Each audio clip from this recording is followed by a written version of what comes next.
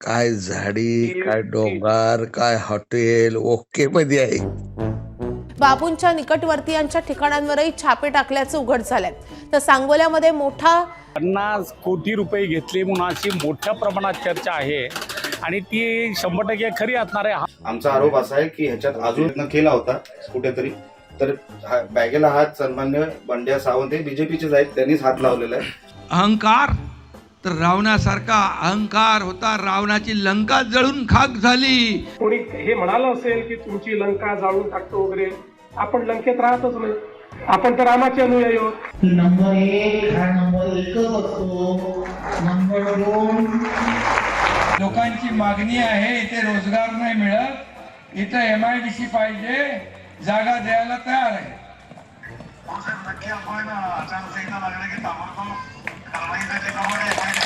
माझ्या हातात निधी द्यायचं बघा काय तिजोरीचा मालक आमच्या. हेलो, हम तुमसे ज्यादा गरीब हैं. अरे भाई ये सब प्रधान जी डिसाइड करेंगे, नहीं करोगे फैसला. बघा काय.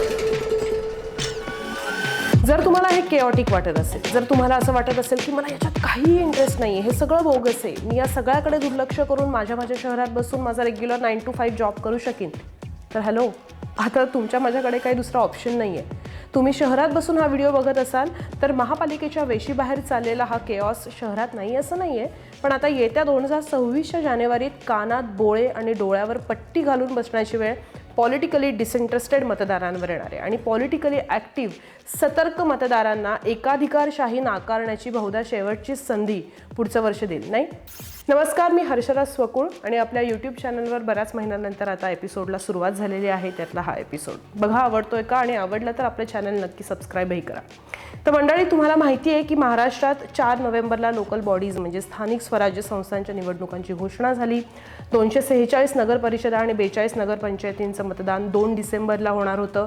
त्याच्यापैकी अगदी ऐन वेळेला स्टेट इलेक्शन कमिशननं म्हणजे राज्य निवडणूक आयोगानं नगर परिषदा आणि नगरपंचायतींमधल्या 154 सदस्य पदांच्या निवडणुकांवर स्टे आणला आणि त्यामुळे महाराष्ट्रात 226 नगर परिषद आणि 38 नगरपंचायतींसाठी मतदान 2 तारखेला झालं आणि त्याचा निकाल 3 तारखेला लागणार होता. पण त्या विरोधात अर्थातच याचिका झाल्या आणि आत्ताची स्थिती अशी आहे की 20 डिसेंबरला हे राहिलेलं मतदान होणार आहे आणि 21 डिसेंबरला महाराष्ट्राला या सगळ्या मतदानाचा निकाल पाहता येणार आहे.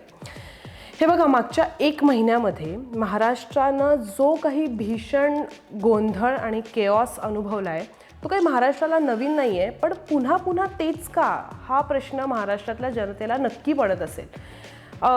आता हा केऑस आपण कॅटेगराईज करूयात. म्हणजे हा केऑस 2 पद्धतीचा आहे. एक ब्युरोक्रॅटिक केऑस आहे, ब्युरोक्रॅटिक लेवलवर म्हणजे प्रशासकीय पातळीवर, आणि दुसरा पॉलिटिकल राजकीय केऑस आहे. पण याचं कॉम्बिनेशन इतकं डेडली आणि ते व्हॉट्सअप युनिव्हर्सिटीच्या थ्रू हा केऑस जनतेच्या डोक्यामध्ये फिट बसवला गेला आहे. एक बेसिक स्थानिक स्वराज्य संस्थेची निवडणूक जी इलेक्शन कमिशनला त्यांनीच ठरवलेल्या टाईमटेबलनुसार घेता येत नाही आहे, यासारखं दुर्दैव महाराष्ट्रासारख्या प्रगत म्हणणाऱ्या राज्यात काय दुसरं असू शकेल. बघा ना, म्हणजे इलेक्शन्स डिक्लेअर झाल्या त्यानंतर ज्या कॅन्डिडेट्सचे ॲप्लिकेशन्स हे अवैध म्हणजे इनव्हॅलिड ठरले ते जिल्हा न्यायालयात जाऊन दाद मागू शकतात. ही तरतूद कुठल्या ॲक्टखाली आहे, तर ज्या ॲक्टखाली या निवडणुका होत आहेत त्यातच ही तरतूद आहे. मग कॅन्डिडेट्स गेले जिल्हा न्यायालयामध्ये आणि याचिका हायकोर्टात गेल्या. आता या मागच्या सगळ्या महिन्यात खूप क्रुशल पिरियड आहे 21 ते 25 नोव्हेंबरचा, कारण त्याच्या आधी 1-2 दिवस काय झालं होतं की 18 तारखेला एक यादी प्रसिद्ध झाली की जे फायनल कॅन्डिडेट्स ज्यांचे ॲप्लिकेशन्स हे वैध म्हणजे व्हॅलिड ठरवले गेलेत, आणि त्यानंतर 19 ते 21 नोव्हेंबर हा काळ ज्यांना हे ॲप्लिकेशन्स बॅकआउट करण्याचे त्यांच्यासाठी होता. पण ज्यांना इलेक्शन कमिशनच्या विरोधात निर्णयाच्या विरोधात अपील करायचं आहे त्यांना 21 ते 25 नोव्हेंबर या काळामध्ये सगळं काय ते निस्तरायचं होतं, म्हणजे जिल्हा न्यायालयात जाणं वगैरे. म्हणजे 26 तारखेला निवडणूक चिन्ह दिलं गेलं असतं आणि फायनल निवडणूक लढवणाऱ्या कॅन्डिडेटची यादी 26 डिसेंबरला डिक्लेअर होणार होती. हा प्लॅन निवडणूक आयोगाच्या वेबसाईटवरचाच आहे, हे त्यांनीच डिक्लेअर केलेलं आहे. आता हे टाईम टेबल इलेक्शन कमिशनचं असून सुद्धा त्यांना हे धड फॉलो करता आलेलं नाही आहे आणि इलेक्शन कमिशननंच याच्यामध्ये कसा केऑस करायला सुरुवात केली हे बघा. त्यांनी हे मान्य केलं आहे की काही ठिकाणी अपील झाले त्याचा निकाल उशिरा लागला किंवा रिटर्न कॉपी नीट आली नाहीत, ती डिसिजन्स वेळेत आले नाहीत, सुनावणी झाल्या नाहीत, असं असलं तरीसुद्धा काही निवडणूक अधिकाऱ्यांनी चिन्हांचं वाटप केलं. म्हणजे तुमचेच अधिकारी तेच नियमबाह्य पद्धतीनं वाटप करतायत आणि हे तुम्ही लेखी ॲक्सेप्ट करताय की आम्ही कशी माती खाल्ली, आणि म्हणूनच तिकडचं मतदान आता पुढे ढकललं गेलं आहे. हे डिक्लेअर कधी झालं? 26 तारखेला नाही झालं, हे डिक्लेअर झालं 29 नोव्हेंबरला डिक्लेअर झालं. तेव्हा नोटिफिकेशन आलं, तेव्हा होतं शनिवार. म्हणजे जे नोटिफिकेशन अपलोड झालं आहे वेबसाईटवर त्याच्यावर तारीख आहे 29. म्हणजे व्हॉट वर द एक्सपेक्टिंग, काय हे कमिशन एक्सपेक्ट काय करत होतं की तालुका गाव पातळीवर प्रचाराचा जेव्हा शेवटचा वीकेंड आहे तेव्हा या उमेदवारांनी ॲक्च्युली कम्प्युटरच्या समोर बसावं आणि काय अपडेट आहे बाबा हे शोधत बसायचं. आता परिस्थिती अशी आहे ना की हे इलेक्शन कमिशन एवढं पोखरलं गेलं आहे की 3 तारखेला लागणाऱ्या निकालाचा इन्फ्लुएन्स हा 20 डिसेंबरच्या मतदानावर होईल याचाही त्यांना काही घंटा फरक पडला नाही, जोपर्यंत हायकोर्टानं फटकारलं नाही. स्टेट इलेक्शन कमिशननं आता तातडीनं लोकांसमोर येऊन प्रेस कॉन्फरन्स घेऊन काही प्रश्नांची उत्तरं लोकांच्या देण्याची फार गरज आहे. पहिला प्रश्न हा येतो की हे निवडणूक अधिकारी आहेत, हे कुठले निवडणूक अधिकारी आहेत की ज्यांनी निकाल लागायच्या आधीच चिन्हांचं वाटप केलं आणि केऑसला सुरुवात झाली. दुसरा प्रश्न हा विचारला गेला पाहिजे की मतदान पुढे ढकलताना त्याचा निकाल पण पुढे ढकलायला हवा असं आयोगाला वाटलं नाही का की हा 3 तारखेचा निकाल 20 तारखेच्या मतदानावर इन्फ्लुएन्स करेल हे त्यांना माहिती असून त्यांनी हा निर्णय घेतला नाही. तसं काही कोणाला हवं होतं का? अशी संशयाची पाल चुकचुकायला पूर्णपणे स्कोप आहे ना या सगळ्यात. तिसरी गोष्ट म्हणजे स्टेट इलेक्शन कमिशन तर स्वायत्त म्हणजे ऑटोनॉमस बॉडी आहे ना, ठीक आहे, असं आपण समजूयात की इतकी आयडियल संस्था आहे ही की याच्यावर काहीही पॉलिटिकल इन्फ्लुएन्स नाही आहे. तर आता त्यांनी या स्वायत्त संस्थेने पुढे येऊन सांगायला पाहिजे की नेमकं काय पोखरतं आहे या आयोगाला.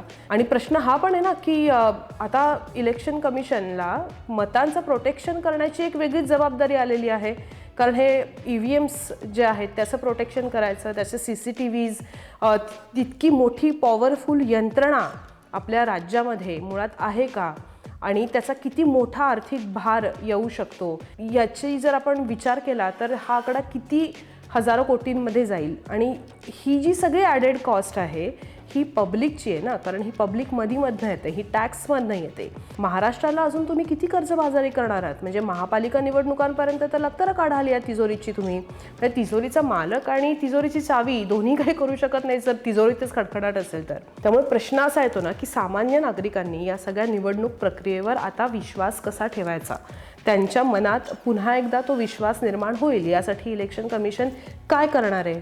आता यातला दुसरा मुद्दा येतो तो म्हणजे राजकीय केऑसचा. लोकशाहीचा आभास निर्माण करण्यात, लोकशाहीचा आभास निर्माण करण्यात सगळेच राजकीय पक्ष आणि खास करून सत्ताधारी, कारण त्यांचं बिईंग इन अ गव्हर्नमेंट, त्यांचं उत्तरदायित्व, त्यांची अकाउंटेबिलिटी जास्त आहे, तर असा लोकशाहीचा आभास निर्माण करण्यात हे चांगले सक्सेसफुल ठरलेले आहेत. पक्षाच्या सीमा आहेत त्या कार्यकर्त्यांना असतात, त्या नेत्यांना नसतात. ही महाराष्ट्रातली आत्ताची फॅक्ट आहे. त्यामुळे खरं तर कुठल्या प्रभागात दोन्ही सेना एकत्र आल्या आहेत किंवा दोन्ही राष्ट्रवादी एकत्र आल्या आहेत किंवा काँग्रेस आणि शिंदेच्या शिवसेनेची एकत्र युती कुठे झाली आहे, ऐनवेळेला कसे शिवसेना ठाकरे गटाचे नगराध्यक्ष शिंदेच्या गटात गेले, हे आता या सगळ्या न्यूजला खरंच सामान्यांच्या नजरेत ना काही न्यूज व्हॅल्यू नाही आहे. त्यांना धक्का बिक्का तर अजिबात बसत नाही सामान्यांना. म्हणजे बघा आता उपमुख्यमंत्री एकनाथ शिंदे त्यांच्या तुम्ही सभा पाहिल्यात तर खरं तर त्यांचे किती निर्णय एका वर्षभरात फडणवीस सत्तेत आल्यापासून बदललेत, म्हणजे फडणवीस मुख्यमंत्री झाल्यापासून बदलले गेले किंवा रद्द झाले याची लिस्ट तुम्हाला माध्यमं सतत देतच असतील, तुमच्या समोरही असेल, मीही ती आपल्या यूट्यूब चॅनलमधनं तुम्हाला देईन. पण अजूनसुद्धा एकनाथ शिंदे हे आश्वासनं देत आहेत भाषणांमध्ये. आता ही आश्वासनं पूर्ण करण्याचे अधिकार नेमके कोणाकडे असतात हेही तुम्हाला माहिती आहे. म्हणजे तुम्हाला सगळंच माहिती आहे इनफॅक्ट ना, वेगळं नव्याने सांगायची काही गरज नाही आहे. त्यामुळे एखादी गोष्ट राजकीय घडली तर तुम्हाला धक्के बिक्के बसतात या राजकीय बातम्या ऐकून, असं काही नाही आहे आता.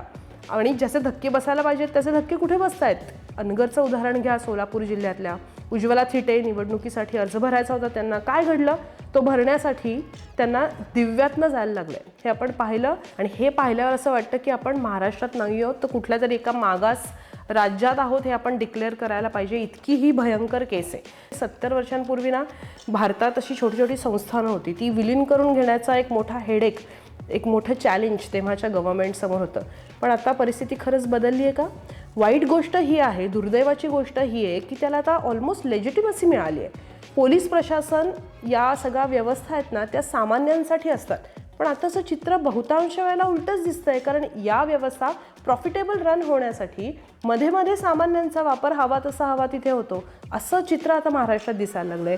म्हणजे एका बाईला, लक्षात घ्या ना सिरियसनेस, एका बाईला एका क्षुल्लक कारणावरून एक व्यवस्था तिचं घर दार शेती वाडी हे सगळं सोडून गावाबाहेर ढकलते, त्यातून ती पेटून उठते, त्यामुळे तिला निवडणुका लढाव्यात आपण असं वाटतं, ती हिंमत दाखवते. पण हीच व्यवस्था तिला साधी निवडणूक लढवण्यासाठी, त्याचा अर्ज भरण्यासाठी नाके नऊ आणते. सांगायचा मुद्दा असा आहे की सामान्य मतदारांना कोणी फसवू वगैरे शकत नाही, फक्त हेल्पलेस करू शकतं.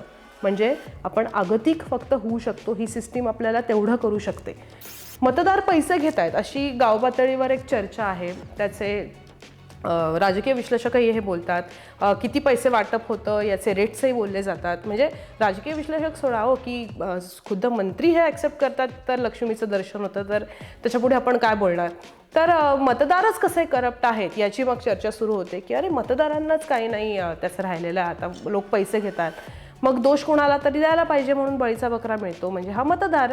पण गमतच आहे ना, बघा ना, म्हणजे रस्ते वीज पाणी शिक्षण आरोग्य अशा काही बेसिक जगण्यासाठी आवश्यक असणाऱ्या आणि जगण्याला समृद्ध करणाऱ्या गोष्टी द्यायच्या नाहीत एकीकडे, आणि दिल्या तर त्या इतक्या महाग करून ठेवायच्या की त्या शक्यतो सामान्यांना परवडल्याच नाही पाहिजेत. आणि मग निवडणुकीत ते मागण्यासाठी हात पुढे केले मतदारांनी की त्यावर 100-500 ठेवून लाऊडस्पीकर जोरात लावायचा, ते पैसे ज्याच्या हातावर राहतील तो राहतील. Connect the dots. हा सगळा जो केऑस मी तुम्हाला एक्सप्लेन करते ना, हा सगळा केऑस असा योगायोगानं एकामागोमाग एक आपोआप नाही होते. This is called as systematic chaos. म्हणजे हा सिस्टमॅटिक ठरवून केलेला केऑस आहे. वैचारिक गोंधळ वगैरे या सगळ्याच्या पलीकडे आता महाराष्ट्र गेला आहे. हा फक्त गोंधळांचा एक कोलाहल आहे आणि सिस्टीमला तो हवा आहे असंच दिसतंय, राईट. आता मला माहिती आहे की या स्थानिक निवडणुका आहेत, पण मी तुम्हाला एक ग्लोबल गोष्ट सांगणार आहे. आता या निवडणुकीशी, भारतातल्या राजकारणाशी, भारतातल्या राजकारण्यांशी याचे संबंध लावायचा का नाही हे तुम्ही ठरवा. हल्ली इतकं वाईट आहे की प्रत्येक गोष्टीत डिस्क्लेमर द्यायला लागतो, कोण कधी कसा संवेदनशील होईल. कारण अतिसंवेदनशील समाज असणं हे सुद्धा एक प्रकारे गरजेचं वाटतं या सिस्टीमला. तर एनिवे, तर आपल्या व्हिडिओ संपता मी तुम्हाला एक जर्मनीतली गोष्ट सांगणार आहे. तर ही गोष्ट आहे हिटलरच्या काळातली. हिटलर आणि नाझी पार्टीला निवडणुकांमध्ये गोंधळ हवा होता. त्याला तो तसा का हवा होता याचं कारण मी वेगळं सांगण्याची गरज नाही, पण हा गोंधळ माजवण्यासाठी हिटलरनं काय केलं माहिती आहे? पॉलिटिकल व्हायलन्स, प्रोपोगंडा आणि त्याच्यासोबतच एक खूप मोठं हत्यार त्यानं वापरलं. ते म्हणजे जनतेवर जी काही नैसर्गिक संकटं येत होती त्याचा आणि लॉसचा, म्हणजे कायद्यांचा जो एक लूप होल असतो प्रत्येक कायद्यामध्ये काही ना काहीतरी, त्याचा त्यानं पूर्णपणे गैरफायदा घेतला, एक्सप्लॉईट केलं. इनफॅक्ट जोसेफ गोबेल्स, तुम्ही नाव ऐकलंच असेल, हिटलरचा प्रचारक मंत्री, त्यानं 1928ला ना एक आर्टिकल लिहिलं आहे. त्याचं टायटल आहे why do we want to join the Reichstag. Reichstag म्हणजे संसद. म्हणजे थोडक्यात आम्हाला लोकशाही सिस्टीममध्ये का शिरायचं आहे, तर आमचा लोकशाहीवर विश्वास आहे म्हणून, नाही तर आम्हाला या सिस्टीममध्ये येऊनच लोकशाहीला आतून पोखरून काढायचं आहे. लोकशाहीनं आम्हाला जी अस्त्र दिली आहेत, म्हणजेच जे कायदे दिलेत ते अशा पद्धतीने गैरवापर करून वापरायचे की ते लोकशाहीलाच मारक ठरतील. लोकशाहीमुळे आपल्याला रेल्वेचं फ्री पास देत असेल, मोफत काही गोष्टी मिळत असतील, हा सगळा फुलिशनेस आहे असं त्याचं म्हणणं आहे या आर्टिकलमध्ये. आणि इनफॅक्ट जर याचा फायदा आमचे कार्यकर्ते आम्ही संसदेत बसवले तर याचा फायदा अल्टिमेटली आम्हालाच होणार आहे, असा हा आर्टिकलचा स्वर आहे. सो इनफॅक्ट मित्रांनो, काही लोक सिस्टीममध्ये येतात कारण त्यांना ती बदलायची असते, काही लोक सिस्टीममध्ये येतात कारण ती त्यांना पोखरायची असते. हा जगाचा इतिहास आहे. तुमचं मतदार म्हणून काय म्हणणं आहे आणि तुम्हाला मतदार म्हणून स्वतःबरोबर किती प्रामाणिक राहायचं आहे, आता इतकाच प्रश्न फक्त उरलेला आहे. आपले व्हिडिओज तुम्हाला आवडत असतील तर ते जास्तीत जास्त लोकांपर्यंत नक्की पोहोचवा. पुढच्या व्हिडिओमध्ये याचाच काही वेगळा पैलू घेऊन किंवा कुठला वेगळा विषय घेऊन मी नक्की भेटेन. इनफॅक्ट या व्हिडिओमध्ये सुद्धा तुम्ही कमेंटमध्ये मी कुठले विषय अजून एक्सप्लेन केले पाहिजेत हेही सांगा, कारण मला तुमच्या आयडियाज आणि तुमचे सल्ले ऐकायला नक्की आवडतील. आपण या यूट्यूब चॅनलवर आता सातत्यानं भेटत राहणार आहोत आणि तुमच्या सपोर्टसाठी, तुमच्या पाठिंब्यासाठी पुन्हा एकदा खूप खूप धन्यवाद.